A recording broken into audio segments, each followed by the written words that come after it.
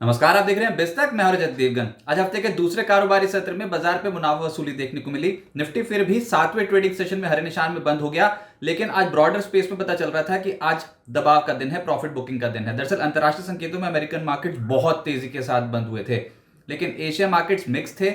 Gift Nifty बता रहा था कि आज भी सरेंडर नहीं करेंगे, 70 अंकों के आसपास की तेजी बन सकती है।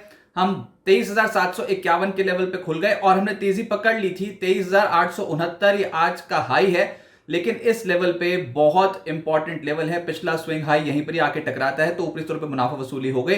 और दिन भर हमने देखा कि mid cap small cap stocks पे तनाव ज्यादा आज के सत्र में देखने को मिल रहा था, और इंडेक्स भी अल्टीमेटली निफ्टी भी सरेंडर ही करता हुआ नजर आया। आज के दिन का लो है 23,601, क्लोजिंग आई है 23,668 के लेवल की। 10 अंक फिर भी आपको close to close adjusted basis पे आपको निफ्टी ऊपर दिखाई देगा, लेकिन बैंक निफ्टी 97 अंकों की गिरावट के साथ 51,607 के लेवल पे हुआ है बंद, और सेंसेक्स 32 अंकों की बढ़त के साथ 78,017 के लेवल पे हुआ है बंद।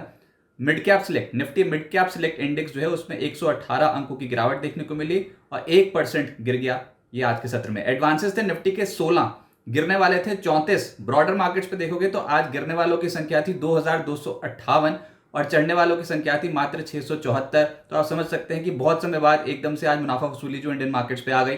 निफ्टी गेनर्स पे अल्ट्राटेक, यूबीएस की एक रिपोर्ट आई, अल्ट्राटेक का टारगेट बहुत बढ़ा दिया, 13,000 का टारगेट दे दिया स्टॉक पर। आज ये स्टॉक तेज हो गया। बहुत सारे सीमेंट स्टॉक्स भी आज चले, इनिशियल जब मार्केट खुला था तब।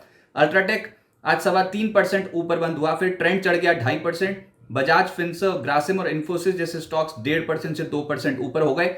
लेकिन गिरावट में आज इंडसइंड बैंक 5% से ज्यादा टूट गया।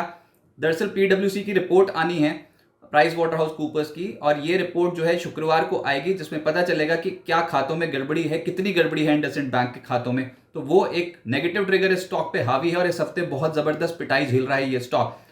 फिर डॉक्टर रेड्डीज 3% नीचे आया। अदानी एंटरप्राइजेस, कोल इंडिया, अदानी पोर्ट्स जैसे स्टॉक्स पे आज के सत्र में दबाव देखने को मिला, लगभग 1.25% से 2% के आसपास। लेकिन बाजार पे जो ज्यादा दबाव डाल गया वो तो रिलायंस इंडस्ट्रीज, 1.25% के आसपास तो रिलायंस इंडस्ट्रीज भी टूटा है। एफएनओ गेनर्स में अल्ट्राटेक, बजाज फिनसर्व और ट्रेंड, निफ्टी के जो टॉप 3 थे वो आज एफएनओ के भी टॉप 3 गेनर्स ही बने हैं। 2.5% से 3.25% ये स्टॉक ऊपर हुए। फिर परसिस्टेंट और पॉलीकैप जैसे जो स्टॉक्स थे 2.5% ये भी ऊपर आ गए। एफएनओ लूजर्स में डिक्सन की आज बहुत जबरदस्त पिटाई हो गई, 7% ज्यादा टूट गया। जोमैटो 6% टूट गया। इंडसइंड बैंक निफ्टी का ही टॉप लूजर बना। फिर एमसीएक्स और एचएफसीएल जैसे स्टॉक 4.25% टूट गए। मिड कैप गेनर्स में आज ग्रेफाइट इलेक्ट्रोड से जुड़ी जो कंपनियां थी, एचईजी और ग्रेफाइट, ये दोनों ही कंपनियां आज के सत्र में बहुत बेहतर प्रदर्शन कर रही थी। बाजार खुला था और ये स्टॉक्स एकदम से लपके गए। ग्रेफाइट चढ़ा 7.5% और एचईजी चढ़ा 12%। फिर सालासार टेक्नो, ये पिछले 2 ट्रेडिंग सेशन से बहुत अट्रैक्टिव बेट साबित हो रही है और आज भी 9% चढ़ा है। ब्लू डार्ट 8.5% चढ़ा है। टीटीसी इंडस्ट्रीज और केपीआईएल 4% से ज्यादा चढ़ गए। मिड कैप लूजर्स की संख्या ज्यादा है। किर्लोस्कर न्यूमेटिक कल चढ़ा था, आज बहुत जबरदस्त टूटा, 10% के आसपास टूटा। फिर शारदा एनर्जी 9.5% नीचे। आज मिड कैप्स को बहुत जबरदस्त हैमरिंग हुई है, जबरदस्त पिटाई हुई है। Kesoram industries, Kaveri seed, Garware hitech, PG electroplast 7% से 9.5% के आसपास का गोता लगा गए। सूची बहुत लंबी है गिरने वालों की। आज बिल्कुल सेक्टोरल रोटेशन समझ में आ रही थी मार्केट पे हो रही है। सेक्टोरल रोटेशन मतलब एक सेक्टर से प्रॉफिट बुकिंग करा और वो वाला सेक्टर चढ़ गया जहां पर किसी को उम्मीद नहीं थी। आईटी आईटी में निचले स्तरों से खरीदारी आती हुई नजर आई, जिसमें परसिस्टेंट 2.5% ऊपर, कोफोर्ज 2.25% चढ़ा है। एम्फोसिस, इन्फोसिस, एचसीएल टेक 1% से 1.5% चढ़ गए। फिर सीमेंट, यूबीएस की रिपोर्ट पॉजिटिव थी और सीमेंट स्टॉक्स में खरीदारी आई। अल्ट्राटेक, बिरला कॉर्प, जेके लक्ष्मी, इन स्टॉक्स में 2.5% से 3.25% का मूव था। फिर ग्रासिम, सागर सीमेंट जैसी जो कंपनियां थी इनके स्टॉक भी चढ़ गए। जो मुनाफा वसूली थी वो पिछले कुछ दिनों में जो चढ़ रहे थे वहां पर आज मुनाफा वसूली आई, जिसमें एनर्जी, कैस्ट्रॉल 5.25% नीचे आया। जेएसडब्ल्यू एनर्जी 4% नीचे। अदानी ग्रीन, सतलुज जल विद्युत निगम, एनएलसी इंडिया 3.5% टूट गए। Adani total gas, Triveni turbine, Inox wind, Adani power, Schneider 3% से 3% नीचे आ गए। Across the board energy stocks टूट गए। फिर ऑयल एंड गैस प्ले भी नेगेटिव हो गया, जिसमें कैस्ट्रॉल 5.5% नीचे, अदानी टोटल गैस 3% नीचे। ऑयल इंडिया, आईजीएल, एमजीएल, गेल जैसी जो कंपनियां इनके स्टॉक 2% से 2.25% नीचे आ गए और पेट्रोनेट भी 2% नीचे आ गया। मेटल्स में भी आज प्रॉफिट बुकिंग देखने को मिली। वेल्समन कॉर्प 4.5% नीचे, हिंद कॉपर, नाल्को, सेल, वेदांता सब स्टॉक्स टूटे। रियल एस्टेट स्टॉक्स भी टूटे, जिसमें रेमंड 3.5% नीचे, महिंद्रा लाइफस्पेस 3.5% टूटा, ओबरॉय रियल्टी, गोदरेज प्रॉपर्टीज और शोभा जैसी कंपनियों के स्टॉक भी नीचे आ गए। सरकारी कंपनियों में आज प्रॉफिट बुकिंग देखने को मिली है। HAL, NHPC, IRFC steel authority, oil India, GAIL जैसे जो स्टॉक्स हैं इनमें 2% से 3% की गिरावट देखने को मिली। सरकारी बैंक बहुत खुश हो रहे थे, पिछले कुछ दिनों में लगातार चढ़ रहे थे, आज दबाव में थे। सेंट्रल बैंक 5% नीचे, UCO bank, IOB, bank of Maharashtra और कैनरा बैंक 3.5% से 4.5% के आसपास टूटे हैं। फाइनेंशियल्स में जो चढ़े हैं उसमें है बजाज फिनसर्व और एक्सिस बैंक, एचडीएफसी बैंक करीब करीब 0.25% से 2% की तेजी इन स्टॉक्स में, लेकिन गिरने वालों की सूची ज्यादा है और उसमें जो ज्यादा गिरे हैं वो है एमसीएक्स 4.5% नीचे, फिर पीएफसी, एलआईसी हाउसिंग, इन स्टॉक्स पे दबाव देखने को मिला। तो आज एक अच्छे स्ट्रेच के बाद ऊपरी स्तरों पर बाजार पर दबाव बन गया। अब आगे क्या होगा? देखिए, बाजार में दबाव तो है, ये पहला इंडिकेशन था कि प्रॉफिट बुकिंग हावी हो सकती है, लेकिन बाजार झुकेगा नहीं। ये गलती मत कर लीजिएगा कि बाजार का जो ट्रेंड है वो इस समय पॉजिटिव है और आप सोचें कि एकदम से बाजार पे नीचे रिएक्शन आएगा, बहुत जबरदस्त बिकवाली देखने को मिलेगी। हो तो कुछ भी सकता है मार्केट में, उसकी प्रोबेबिलिटी नहीं नकार सकते, लेकिन अंडरटोन बुलिश की है संस्थागत निवेशकों ने। बाजार को बहुत कचर के रख दिया था पिछले कुछ महीनों में, निचले स्रोत से खरीदारी हुई और इसमें पार्टिसिपेशन है इंस्टीट्यूशंस की। इंस्टीट्यूशंस बहुत छोटी अवधि के लिए पैसा नहीं लगाते हैं इंडियन मार्केट्स में, और अभी के हिसाब से ये एक हेल्दी करेक्शन, छोटी सी एक करेक्शन रह सकती है। करेक्शन आएगी कि नहीं, इसके ऊपर भी बहुत बड़ा सवाल है। हो सकता है बाजार एक दायरे में फंस जाए, वो इसलिए क्योंकि बहुत इंपॉर्टेंट इवेंट खड़ा है सामने, एफएनओ एक्सपायरी है और ये फिस्कल की आखिरी एक्सपायरी गुरुवार के सत्र में घटेगी। तो बाजार एक रेंज में रह सकता है, लेकिन लगातार 7वें ट्रेडिंग सेशन में अभी तक निफ्टी ने बिल्कुल भी सरेंडर नहीं किया है। आज भी ऊपर से गिरे हो आप 200 पॉइंट्स, ऊपर ले जाकर पटकाया मार्केट को।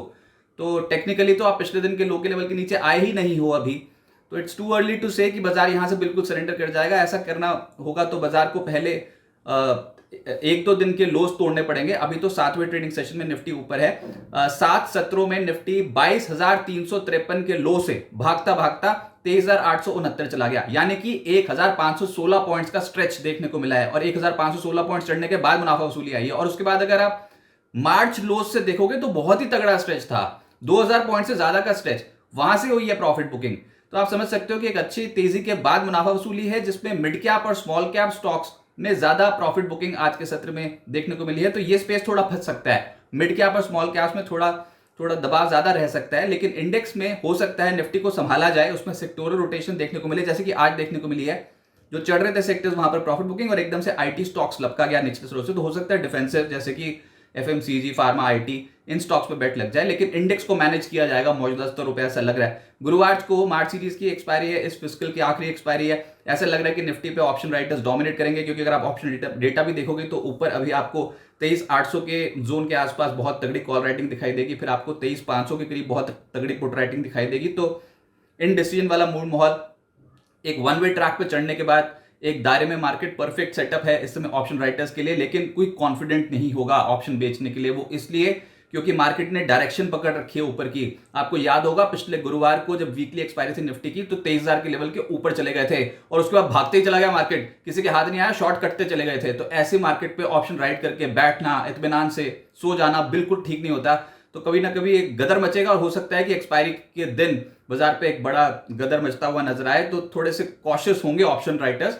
ये डायरेक्शन अभी मार्केट की ऊपर की है। एफआईएस ने अभी तक तो सपोर्ट किया है, आज के आंकड़े देखे होंगे किस तरीके से पैन आउट होते हैं, लेकिन एफआईएस के पिछले कुछ दिनों में देखोगे तो stock futures, index futures, cash market सब में खरीदारी दिखाई देती है। डीआईएस ऊपरी स्तर पे थोड़ी प्रॉफिट बुकिंग कर रहे हैं, लेकिन एफआईएस नहीं।